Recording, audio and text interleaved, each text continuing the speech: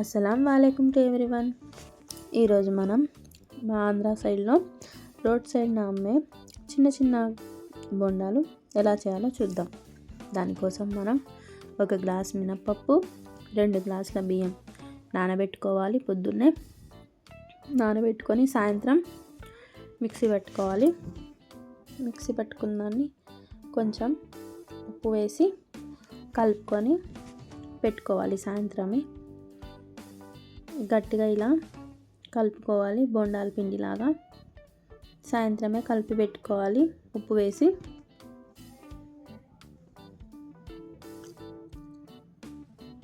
పిండి ఇలా ఉండేటట్టు మంచిగా గట్టిగా ఉండేటట్టు రుబ్బుకోవాలి.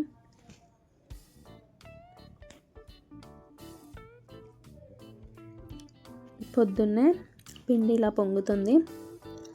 ఇలా పొంగితేనే పర్ఫెక్ట్గా ఉన్నట్టు పిండి. దీంట్లో ఇప్పుడు మనం ఉల్లిపాయ ముక్కల్ని, పచ్చిమిరపకాయల ముక్కలు, జీలకర్ర, కరివేపాకు సన్నగా తురిమి వేసుకొని మంచిగా కలుపుకోవాలి.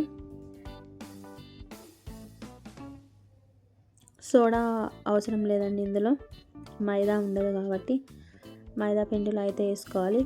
పేలుతుందని, పిండి పేలుతుంది కదా మైదా పిండిలో వేయకపోతే సోడా. దీంట్లో అవసరం లేదు సోడా. బొండాల పిండిలో ఉన్నట్టు చూసుకోవాలి. డీప్ ఫ్రైకి ఆయిల్ వేసుకొని ఆయిల్ వేడయ్యాక మనం చిన్న చిన్న పునుగుల్లాగా వేసుకోవాలి.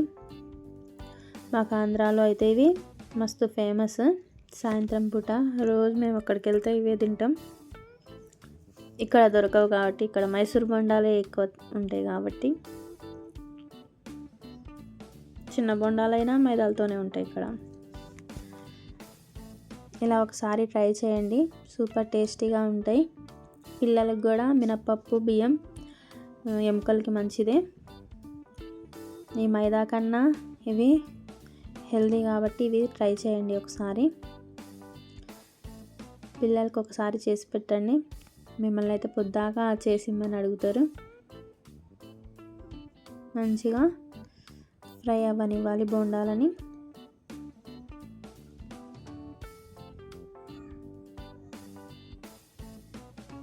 ఆయిల్ ఏం పీల్చుకోదండి. ఈ విధంగా ఫ్రై చేసుకోవాలి.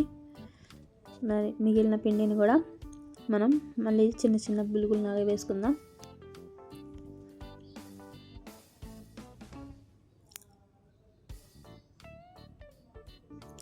వీటిని కూడా ఫ్రై అయినాయి తీసేద్దాం. యమ్మీ అండ్ టేస్టీగా ఆంధ్ర స్టైల్లో బొండాలు ఎలా వేసుకోవాలో చూసారు కదా. నచ్చితే లైక్ చేయండి, షేర్ చేయండి, సబ్స్క్రైబ్ చేసుకోండి. జుట్టుకోడి కూర నా యూట్యూబ్ ఛానల్లో ఉంది. నా ఛానల్ని సబ్స్క్రైబ్ చేసుకోండి. ఆ కారపొడి కూడా ఉన్నది నా ఛానల్లో. సబ్స్క్రైబ్ చేసుకోండి. Thank you.